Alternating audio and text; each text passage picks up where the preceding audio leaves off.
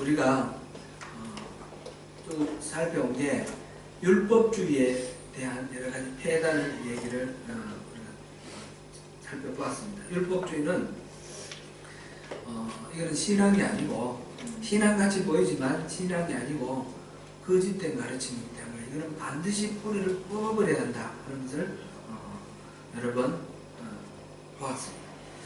할례를 받는 것으로 대표되는 이 율법을 지켜야 하나님으로부터 어렵다함을 받고 또 하나님 나라의 백성이 될 수 있다 믿는 이런 가르침. 바울 사도는 이것을 다른 복음이다 이렇게 표현했습니다. 다른 복음이라는 이 표현은 참된 복음이 있고 또 별도로 또 다른 하나의 복음이 있다 이런 뜻이 아닙니다. 복음이 있고 이거는 말도 안 되는 거짓된 것이다. 이런 복음이 아니다. 그런 의미로 다른 복음이다 라고 표현을 했습니다. 율법주의는 우리가 계속 거듭 살펴본 것과 같이 신앙이 아닙니다. 우리 안에 이런 행태가 있다면 반드시 해결을 해야 됩니다. 우리의 능력, 의지, 우리 노력으로서 선을 행할 수 있고 하나님을 감동시킬 수 있다라고 믿는 이 믿음, 이것은 자기 의를 의지하는 것이고 자기를 중심으로 생각하고 있기 때문에 이거는 성공하면 교만해지고 실패하면 좌절하고 죄책감에 빠지는 그런, 이렇게 해도 실패 저렇게 해도 실패입니다. 우리가 하나님으로부터 어렵다함을 인정받는 것은 절대로 율법을 행함 때문이 아니고 무엇이라 했습니까? 믿음 때문이라고 했습니다. 아브라함이 하나님을 믿음으로 말미암아 하나님께서 그를 어렵다고 인정해 주신 것처럼 우리 또한 예수 그리스도를 믿음으로 말미암아 하나님께서 우리를 어렵다 여겨 주시고 하나님의 자녀로 삼아 주시겠다 하는 것이 바로 하나님의 약속입니다. 약속은 율법과 비교할 수 없이 절대적으로 우월합니다. 지난주에는 그래서 그렇게 율법주의의 문제점을 계속 거듭해서 말한다면 하나님은 왜 율법을 주셨을까? 율법의 용도에 대해서 살펴보았습니다. 율법은 세 가지 용도를 우리가 봤습니다. 세 가지 용도. 첫째, 율법은 우리의 죄를 드러나게 한다. 율법이 없으면 우리가 알지 못, 깨닫지 못할 그 죄를 깨닫게 해준다는 것이고. 그 다음에 두 번째로는 율법은 우리를 그리스도께로 인도하는 초등교사의 역할을 한다. 그런 것이었습니다. 세 번째로는 율법은 하나님 나라 백성으로서 안전하고 거룩하게 살 수 있도록 지켜주는 우리 생활의 삶의 규범이다. 이렇게 살펴봤습니다. 따라서 율법을 하나님께서 우리에게 주신 것은 우리를 율법주의에 매여서 저주당하게 하기 위해서 그런 것이 아니라 이 율법의 용도로 잘 발휘가 되어서 우리가 복받게 하시려고 우리에게 율법을 주셨다라는 것을 보았습니다.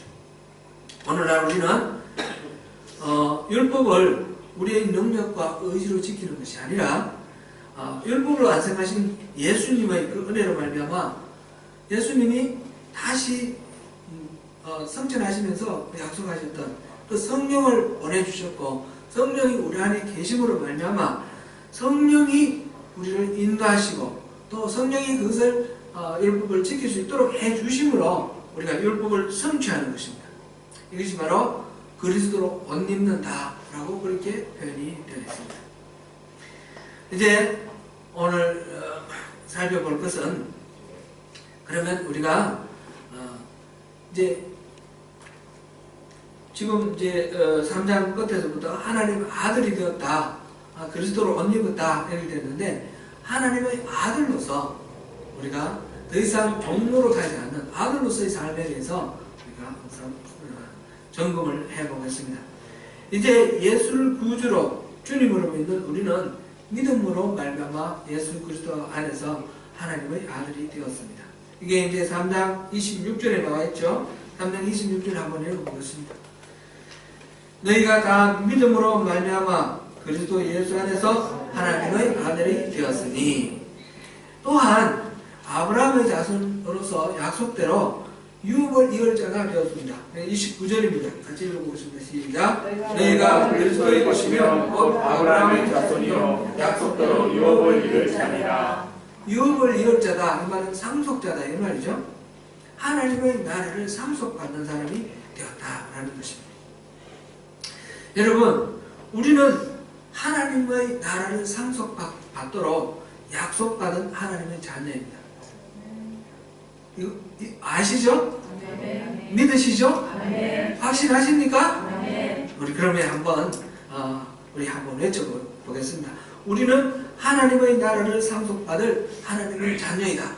우리는 하나님의 나라를 상속받을 하나님의 자녀이다. 네. 잘 안 해봐가지고 어색한데 이거 잘 한번 해보겠습니다. 자, 그럼 최근에 한국 뉴스를 보면서 오뚜기 식품이라는 것이 뜨는 것을 봤습니다. 여러분 보셨습니까? 오뚜기 식품은 여기 오클랜드에도 있더라고요. 큰 대기업은 아닙니다. 대기업은 아닌데 물론 여기도 이제 계열사도 많고 그렇긴 하긴 하지만 좀 중소기업에 가까운데 이런 오뚜기 식품이 대통령이 대기업들 전부 이렇게 총수들 불러 모아서 청와대에서 면담할 때에 그럴 때 이 오뚜기 식품 회장도 불렀어요. 그래서 관심이 집중이 되었는데 그 배경에는 상속세 납부와 관련이 있습니다.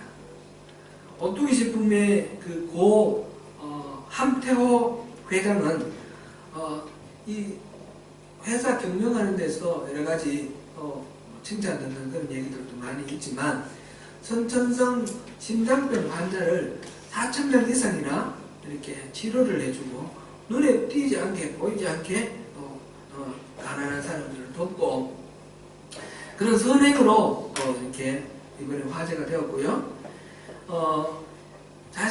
이분이 이제 세상을 떠남으로 인해서 그 재산을 아들에게 이렇게 상속하게 되었는데 상속한 재산이 한 1조 6,500억 원 정도 된다고 그래요. 근데 이제 재단에도 넘기고 있고 본인이 직접 받은 거는 3,600억 원이라는 것 같아요. 정확하게 이거는 제가 수치에 받지 않아서 잘 모르겠습니다. 한 3,600억 원을 본인이 아들이 상속을 받았는데 세금이 1,500억 원이라고 해요. 그래서 1,500억 원을 그대로 이제 납부하는 걸로 이렇게 되었습니다. 법에 정해진 대로 세금을 냈는데 왜 이게 뉴스거리가 되는가 하면 같은 무렵에 비슷한 때에 하림그룹이라는 데서 그 회장이 선대 회장이 죽었는데 세상을 떠났는데 상속한 재산이 한 10조 원 정도 된다고 그러고요. 그런데 그 하림그룹에서 낸 세금이 100억 원이라고 그럽니다. 한 계산을 한번 생각해 보세요. 한 1조 한 6천억 되는 데서 1,500억 원의 세금을 냈고 이건 한 10조 내는데 100억 원의 세금을 냈으면 비율로 따지면 한 100배 정도 차이가 나는 거예요. 근데 그것만이 아니라 이재용 회장 아시죠? 삼성그룹 이건희 회장의 아들 이재용 회장이 지금 지금 현재 갖고 있는 재산이 한 3조, 4조 이 정도 된다고 합니다. 근데 이 사람이 어디 취직해서 돈 벌어서 모은 돈이 아니잖아요. 아버지로부터 정려받은 거로 이제 이렇게 여러 가지 방법으로 이게 불리는 건데 이재용 회장이 정려세로 낸 것이 16억 원이라고 합니다. 16억 원. 그러니까 이게 이제 정상적으로 정려를 받고 정상적으로 이렇게 세금 낸 것이 아니라는 걸 알 수 있죠.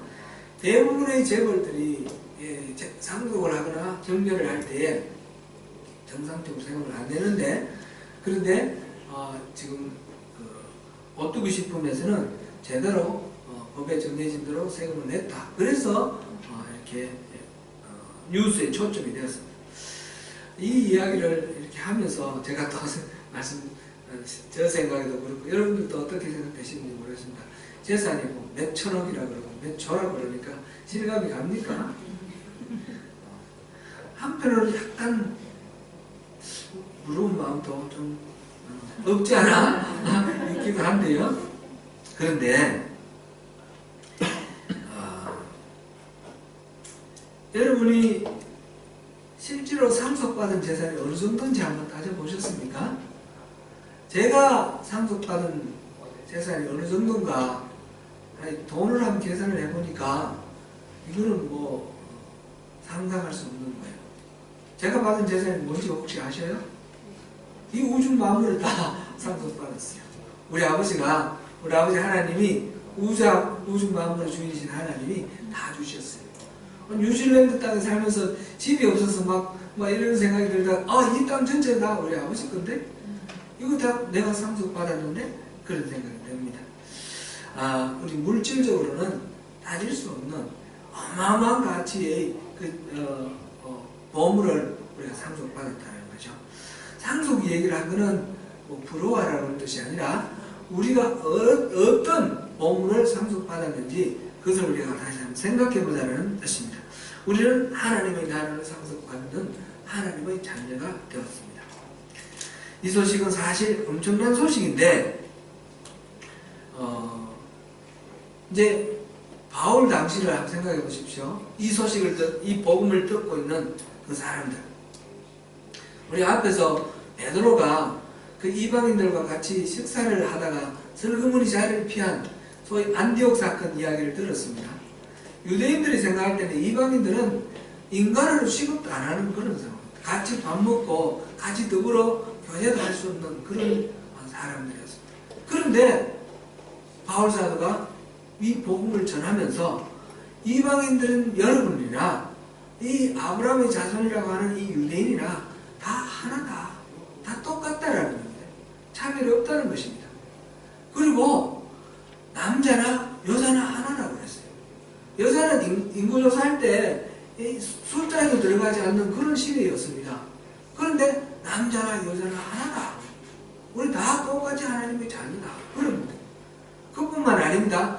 노예도 자유인과 똑같다고 그럽니다. 노예는 주인이 죽으려면 죽고 살아가면 사는 그런 존재입니다. 인간 취급받지 못하고 노예는 말하자면 가축의 하나입니다. 말할 줄 아는 가축이라. 그렇게 취급되던 그 시대에 이 노예나 주인이나 자유인이나 다 하나다는 것입니다. 다 똑같이 하나님의 자녀고 하나님의 나라를 상속받는 그런 존재다라고 얘기를 합니다. 그 이야기를 듣는 그 복음을 듣고 있는 사람 중에 노예가 있고 여자가 있고 이방인이 있는 것입니다. 주로 이방인들이고 주로 이 노예들이고 그렇습니다.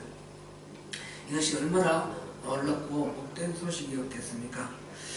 이거는 우리에게도 마찬가지입니다. 우리도 이 하나님의 메시지에 의하면 우리 이방인이었고 우리 하나님의 자녀가 아니었는데 외인이었는데 이제 하나님의 자녀가 되었습니다. 그래서 하나님 나라를 이렇게 상속받게 되었습니다. 여러분 예수 그리스도께 속하셨습니까? 네. 아멘. 이 29절 3장 29절 다시 한 번 더 읽어보고 생각해 보겠습니다. 시작. 너희가 그리스도의 것이면 곧 아브라함의 자손이요 약속대로 우리가 만약 그리스도의 것이면 약속대로 유업 하나님의 나라를 상속받는 이런 놀라운 그런 존재라는 것입니다. 이것이 오늘날 예수를 믿는 우리에게 주시는 하나님의 권리 선언입니다. 근데 제가 이렇게 보니까 여러분들도 그렇게 막 신나하시는 것 같지는 않은 것 같아요. 2천억, 3천억 하고 몇 조 하다가 하나님 나라니까 별로 실감이 안 나요. 이 이유는 우리가 너무 뻔한 소식, 우리가 알고 있던 그런 소식이기 때문에 뭐 그럴 수도 그런가? 뭐 당연하지 뭐 이러실 수도 있고 또 한편으로는 우리가 상속받을 하나님 나라의 가치에 대해서 우리가 알지 못하고 그 하나님 나라를 진정으로 맛보지 못했기 때문에 그런 것, 그럴 수도 있다라는 생각이 됩니다. 오늘 본문에서 유업을 이을 자가 아직 어렸을 동안에는 주인이지만 종과 다를 바 없다 그랬는데, 우리가 이제 주인으로서 그것이 실감이 아직 안 나는 수도 있을 것입니다. 아직 그 어릴 때, 지난번에 우리가 본 것처럼 초등교사 할 때 그 말이 노예이지만 주인의 아들을 훈육시키고 이렇게 가르치는 역할을 한다 그랬습니다. 지금 우리의 상태가 그렇게 아직 어린 상태, 미성년자의 상태일 때는 노예가 나를 이렇게 훈육도 시키고 벌도 주고 뭐 이렇게 부리는 듯한 그런 느낌이 드는 그런 행동을 할 수도 있습니다. 유업을 이을 자가 아직 어릴 동안은 주인이지만 종과 다름이 없다라는 것이죠. 우리가 아직 후견인과 청지기의 아래에 있는 그런 상태일 수가 있습니다. 이때는 때가 이르기 전이었습니다. 때가 이르기 전. 그런데 지금은 어떻습니까? 실제로는 때가 이르렀습니다. 유대인의 입장에 약속의 시인 예수 그리스도가 오셔서 그 이제 후견인이나 또는 청지기의 아래에 있는 상태가 아니라 완전히 성인이 된 상태가 되었습니다. 이방인인 우리에게 있어서는 복음을 들음으로써 이제 하나님의 자녀가 되었고, 더 이상 초등학문은 이제 그 고대의 철학이나 또는 지식이나 또는 이방의 여러 가지 이방 신을 섬기는 미신이나 이런 것들을 말하는 건데, 그런 것들 속에 있던 우리 이방인으로서 우리 하나님을 모르고 다른 모든 여러 가지 신들을 섬기던 그런 우리들 아닙니까? 우리 어머니만 생각해도 늘 보면 이렇게 어떤 대상을 향해서 빌고 있는 것을 봤습니다. 기도하는 그런 모습인데, 장독 때에 정화수를 놓고 이렇게 천지신명에게 빌기도 하고, 또는 부엌에다가 맑은 물을 떠다 놓고 조항귀신에게 빌기도 하고, 또는 그 모서리에 이렇게 콘에 선반 같은 걸 만들어 놓고 그 위에 쌀을 이렇게 담아놨어요. 그럼 조상신에게 막 빌기도 하고, 여러 가지 제사를 지내고 조상신에게 비는 거고, 또 이 집신에게도 비는 거죠. 여러 가지 신에게 빌면서 이렇게 살았던 그런 우리의 문화였는데, 우리가 복음을 듣고 하나님을 알게 되어서 우리가 이제 더 이상 그 초등학문의 그 지배 밑에 있지 않게 우리가 되었습니다. 해방이 되었습니다. 우리 어른이 되었고 하나님의 자녀로서 유산을 물려받을 수 있는 그런 상속자가 되었습니다. 제가 한 예화의 말씀을 드리겠습니다. 이거는 확인을 해보려고 했는데 확인해 볼 방법이 없어서 인터넷에 있는 이야기를 제가 그대로 옮깁니다. 혹시 여러분들이 확인이 되시면 확인을 해주시고요. 안 되시면 그냥 이게 사실인지 아닌지 상관없이 이 이야기 속에서 우리가 인사이트를 얻으면 되는 것입니다. 옛날에 영국에 18세기입니다. 1700년대에 한 부자가 살았습니다. 그 부자에게는 아들이 하나 있었는데, 아들이 아직 어릴 때의 이야기입니다. 어느 날 이 아들이 집안에서 놀다가 아버지가 굉장히 귀하게 여기는 도자기를 깨뜨렸습니다. 그런데 이 장난치다가 그 도자기를 깨뜨리는데 그 현장을 그 집에 있는 하인이 보았어요. 그런데 이 아들이 생각할 때 이 하인이 아버지께 일러 바치면 자기는 아버지한테 크게 혼나고 아버지가 굉장히 엄격했던 것 같아요. 죽겠다 싶은 생각이 들었어요. 그래서 그 하인에게 말합니다. 아버지한테 일러주지 마라. 제발 우리 아버지한테 내가 이거 도자기 깬 거 말하지 말라고. 그랬더니 그 하인이 말합니다. 내 말 들으면 내가 안 일러주고, 내 말 안 들으면 일러준다는 거예요. 그래가지고 그 하인이 이제 시키는 대로 이 아들이 합니다. 청소하라고 하면 청소하고, 마루 닦으라고 하면 마루 닦고, 이렇게 이제 하인이 오히려 이 주인의 아들을 부려먹는 그런 상황이 되었습니다. 앞서 우리가 본 초등학문이라든지 그런 이야기가 같은 거죠. 이 아들이 맨날 이 하인한테 시달리고 그 다음에 구박을 당합니다. 약점 잡혔습니다. 이제 그 아버지가 출타했다가 돌아와서 보니까 자기가 애지중지하는 도자기가 안 보입니다.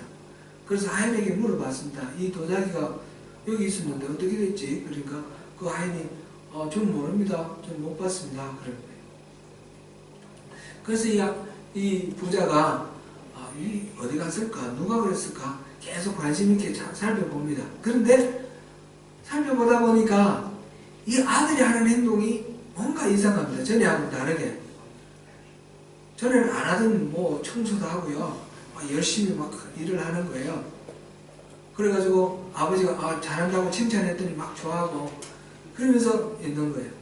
근데 뭔가 이렇게 계속 이상하게 눈치를 슬슬 살피면서 열심히 일을 하고 있습니다. 그래서 어느 날 불렀습니다. 너 도자기고 어떻게 했니? 그랬더니 와 울면서 사실은요 제가 놀다가 깨버렸어요. 근데 말하지 말라고 그랬는데 아버지가 다 일러 바쳤군요. 그러면서 하인이 일러 바친 줄 알고 이실직고를 하는 거죠. 그러니까 아버지가 이야기를 합니다. 얘야, 그 도자기는 내가 그냥 아끼는 물건이고 너는 내 아들이야. 네가 그 도자기보다 천백만번 더 귀중해.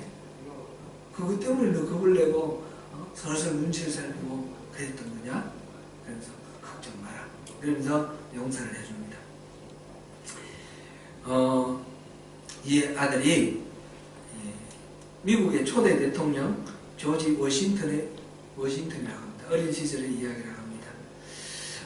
이 이야기를 들으면서 율법과 우리와의 관계가 이런 건 아닌가 그런 생각이 들었어요. 율법은 사실상 우리에게 하나님이 은혜로 주신 거예요. 하나님의 자손으로 우리를 택하시고 우리가 하나님 나라 백성 살기에 유익하도록 하나님 은혜를 더 깊이 깨닫도록 그러려고 율법을 주신 거예요. 율법의 용도 세 가지 이건 또 우리가 알아야 될 거니까 한 번 더 기억해보죠. 첫 번째 뭐였습니까? 죄를 드러나게 하는 것. 루터가 이걸 뭐라고 그랬다고 그랬는지 기억나시나요? 시민적 용도, 정치적 용도라고 그랬어요. 두 번째로는 예수 그리스도의 복음으로 인도하는 초등교사 역할을 한다고 그랬습니다. 이거는 이제 루터는 신학적 용도 이렇게 말했습니다. 세 번째로는 하나님 나라 백성으로서 안전하고 거룩하게 살 수 있도록 울타리 역할을 한다. 보호하는 그런 생활 규범이다. 그랬습니다. 이것을 루터는 규범적 용도 이렇게 말했습니다. 칼빈이나 루터나 칼빈은 제1용도, 제2용도, 제3용도 이렇게 말을 했는데 같은 내용들입니다. 이렇게 율법은 우리에게 은혜의 도구로 하나님이 주신 것입니다. 율법은 하인입니다. 우리에게. 그런데 어느 순간 우리가 율법에 약점 잡혀가지고 이 율법을 지켜야지만 하나님으로부터 인정받는다고 생각을 하니까 이 죄책감에 시달리고 그 율법을 지키려고 애쓰다가 실패하고 그러면서 무력감에 빠지고 그렇게 우리가 율법의 노예가 되어가는 것입니다. 율법을 지킴으로써 하나님의 그 은혜를 우리가 누릴 수 있다. 이런 생각으로 열심으로 살아갑니다. 교회에서 우리가 신앙생활하는 것도 우리 계속해서 우리가 보았듯이 얼마나 율법에 매여 사는지 모르겠습니다. 율법은 차원이 이렇게 점점 넓어진다 그랬죠. 그 십계명을 비롯한 그 모세가 받은 그것을 율법이라 하기도 하고 모세오경 전체를 율법이라 하기도 하고 오늘날 우리가 율법주의, 율법 이렇게 말할 때는 그 신약 성경에 나오는 예수님의 그 계명까지도 다 포함하는 말입니다. 예수님이 산상수훈에서 이렇게 살아라 말씀하셨는데 팔복 있지 않습니까? 그런 이야기를 다 말하자면 넓은 의미의 율법입니다. 이것을 우리가 이렇게 살아야만 구원받는다고 생각하면 우리는 도저히 이룰 수가 없습니다. 우리에게는 소망이 없습니다. 그렇게 살 가능성이 원래부터 없는 존재입니다. 그런데 하나님은 왜 이걸 주셨습니까? 이것을 통해서 우리가 하나님 나라의 백성답게 살 수 있도록 우리에게 복 주시려고 주신 것입니다. 우리가 원래 그대로 살지 못하는 걸 하나님이 미리 알고 계시는 바입니다. 그런데 우리는 그 율법 때문에 나는 그렇게 못 사는 것 때문에 우리가 좌절하거나 낙심하거나 죄책감에 빠지거나 혈통감에 빠지는 시대가 얼마나 많습니까? 신앙생활 하는 것도 이것 지켜야 되고 저것 지켜야 되고 주일 성수, 11조, 새벽기도 그 다음에 뭐 성경 공부 이거 다 해야지 복 받는 거라고 생각하고 의무적으로 신앙생활을 하면 우리 신앙생활이 얼마나 고달픕니까? 그런 것이 아니라는 것입니다. 이 모든 것들이 다 우리에게 하인으로 주신 겁니다. 하인으로. 우리가 하나님이 우리 아버지인 줄 알지 못할 때, 아직 그리스도 안에서 하나님과 더불어 하나님의 아들이 되기 전에 우리는 본질상 하나님이 아닌 자들의 그 노예가 되었다. 그렇게 8절에 나와 있습니다. 8절 우리 한번 읽어보겠습니다. 시작. 그러나 너희가 그때는 하나님을 알지 못하여 본질상 하나님이 아닌 자들에게 종로를 하였더니. 그래서 그 결과가 10절에 보니까 이제 초등학문으로 돌아가서 날과 달과 절기와 해를 삼가 지키니. 그렇습니다. 날과 안식일을 말하는 겁니다. 안식. 달과 매달 첫째 날 월삭. 그다음 절기는 우리가 잘 아는 대로 그 6월절 구약에서 보면 6월절, 77절, 수장절 이런 거. 오늘날 우리 신약으로 따지면 성탄절, 부활절, 성령 강림절 이런 절기를 지키는 것입니다. 그런데 이런 것들 안식일이나 절기나 월삭 이런 걸 지키는 것이 이렇게 지켜야만 하나님이 나를 인정해 주시고 하나님 나를 자녀 삼아 주신다라고 생각하고 그걸 지키려면 얼마나 그것이 우리에게 무거운 짐이 되고 고통이 되겠습니까? 오늘날 주일이 아니라 안식일을 지켜야 된다 이렇게 가르치는 그런 교파도 있습니다. 아시죠? 이 오클랜드도 있어요. 안식교. 안식교에서 또 갈라져 나온 여러 가지 또 이런 교파들이 있는데 한국의 오늘날 심각한 문제를 불러일으키는 이단 중에 대표적인 이단이 신천지하고 하나님의 교회입니다. 근데 하나님의 교회가 안상홍 정인회, 안정회 뭐 이렇게 가는데 이게 이제 안식교에서 갈라져 나온 겁니다. 이들은 이 크라이처치에도 교회를 하는 세웠어요. 그런 외국으로도 많이 확장되고 있는데 하나님의 하나님 우리에게 주신 그 날 안식일이라는 것을 그것을 하나의 꼭 지켜야만 하나님께 기쁨을 드릴 수 있는 어떤 조건으로 생각하고 있기 때문에 그 안식일에 얽매여 있는 그런 사람입니다. 그러나 우리가 안식일을 지키지는 않지만 우리가 주일을 지키는 것도 우리가 주일을 안식일처럼 그렇게 지키면 똑같은 결과입니다. 주일을 우리 옛날에 어릴 때 이렇게 생각해 보면 주일날은 물건을 사서도 안 되고 주일날은 영화 보러 가도 안 되고 그런 식으로 이렇게 배운 것 같아요. 저는 그때 신앙생활 안 했지만 그런 신앙생활 하는 사람을 봤어요. 제가 이제 나중에 신앙을 가지고 교회에 출석을 했을 때 우리 교회 청년부 담당하시는 그 목사님, 부목사님인데 그 청년부가 주일날 볼링하러 가는 것 가지고 또 이렇게 나무라시더라고요. 그래가지고 그것 때문에 청년들하고 이제 토론을 했어요. 토론을 해가 나중에 이제 부목사님이 손을 드셨어요. 같이 볼링을 하러 갔는데 주일날은 볼링해도 안 되고 이런 식의 이런 주일을 안식일로 생각하는 거예요. 주일날은 아무것도 하면 안 된다. 근데 주일은 예수님 성천하시고 난 뒤에 초대교회에서 주일을 지키게 되는데 주일을 지킬 때에 안식일 대신으로 지킨 것은 아니에요. 주일은 예수님의 부활을 기념하기 위해서 모여서 예배한 날이지 안식일 대신으로 그래서 아무것도 안 하는 그런 날로 지킨 것이 아닙니다. 오늘날 우리가 주일을 대할 때 안식일처럼 그렇게 대하면 이것 또한 율법주의입니다. 주일은 우리 주님을 기억하고 주님의 영광을 위해서 우리가 우리 삶을 주님께 초점 맞추는 그런 날이지 우리가 이렇게 해서는 안 되고 저렇게 해서는 안 되고 하는 율법으로 우리 주일을 지킨다 그러면 그것도 우리가 실패한다는 것입니다. 절기들도 마찬가지 아니겠습니까? 우리 앞서 말씀드리는 부활절이라든지 또는 성령 강림절이니 또는 성탄절이니 이런 것들, 그 교회력에서 절기가 나오는 것은 예수님의 생애와 사역을 이렇게 기억하는, 기념하는 그런 의미가 있습니다. 이걸 통해서 뭔가 우리 생활을 억압하고 협박하기 위해서 그 절기를 주신 것이 아니라는 것을 우리는 기억해야 되겠습니다.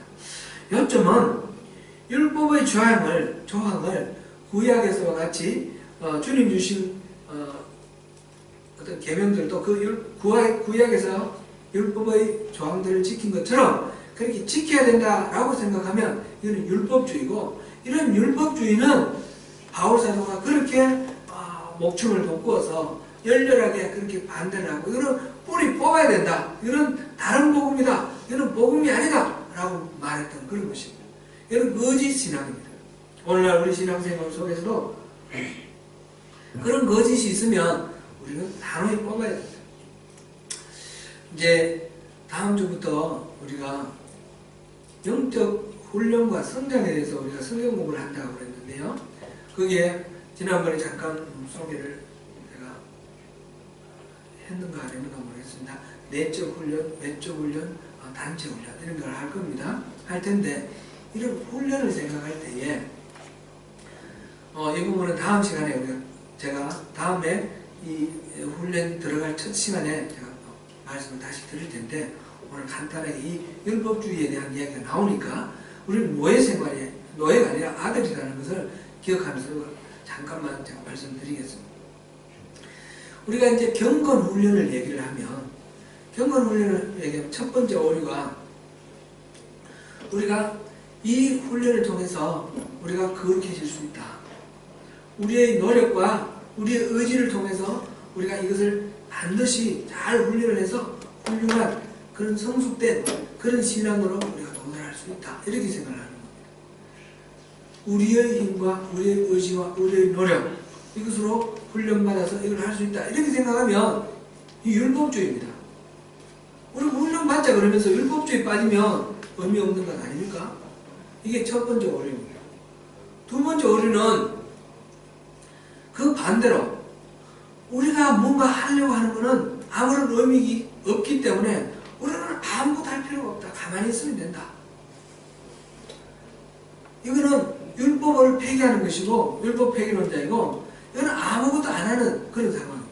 이것도 또한, 그러면 훈련이 어떻게 됩니까?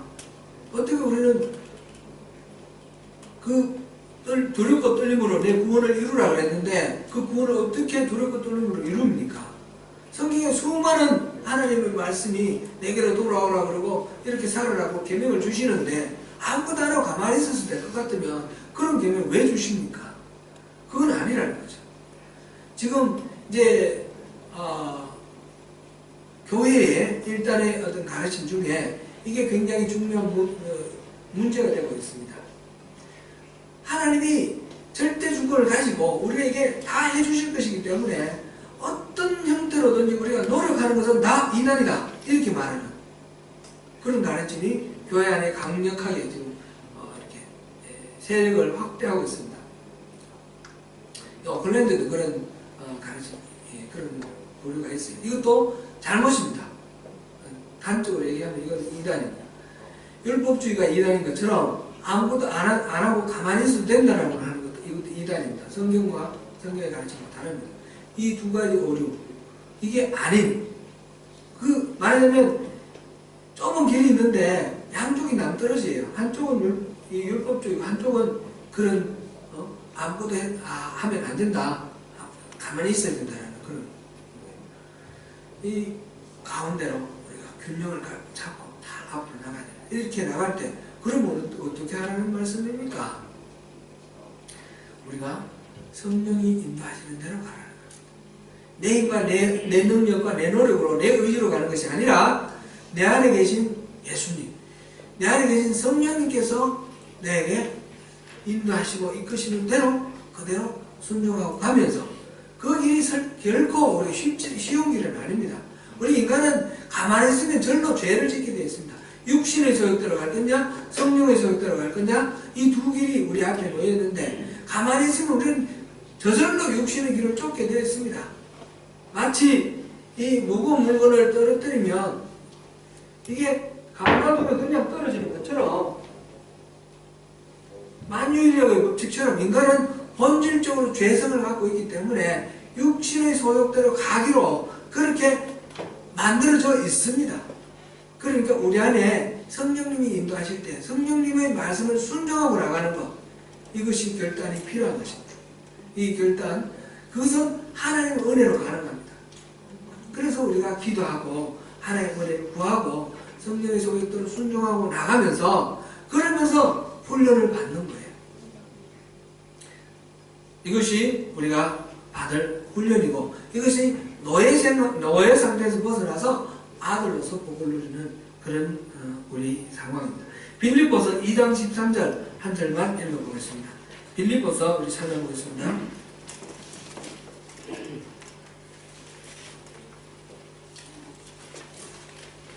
빌립보서 2장 13절 찾으셨습니까? 같이 읽겠습니다. 시작. 너희 안에서 행하시는 일은 하나님이시니 자기의 기쁘신 뜻을 위하여 너희에게 도움을 주고 행하게 하시나니. 아멘. 우리 안에 하나님이 계시다는 겁니다. 우리가 예수를 믿으면, 우리가 그리스도께 속했다고 고백했죠? 우리 안에 하나님이 계십니다. 하나님께서 우리에게 소원을 두십니다. 하나님 기뻐하시는 것을 기뻐할 수 있도록 우리에게 소원을 주십니다. 내 욕망을 채우기 위해서가 아니라, 내 문제를 해결하기 위해서가 아니라 하나님의 소원을 우리 안에 심어주시고, 그 하나님의 소원을 나의 소원으로 삼아서 그것을 이루고 싶어하는 그런 마음이 우리에게 생기도록 하나님께서 소원을 우리에게 부어주십니다. 그것뿐만 아니라 행하게 하신다 했습니다. 하나님이 우리에게 능력을 주시는 것입니다. 하나님 은혜를 주시는 것입니다. 그것이 바로 하나님의 유업을 상속받은 자, 우리에게 주시는 하나님의 특권인 것입니다. 사랑하는 성도 여러분, 우리가 이후로는 종이 아니고 아들입니다. 아들로서 하나님 나라를 상속받은 사람으로서 다시 율법주의 노예가 되지 말고 이 땅에서 천국을 누리며 사시는 저와 여러분이 되시기를 축원합니다. 기도하겠습니다.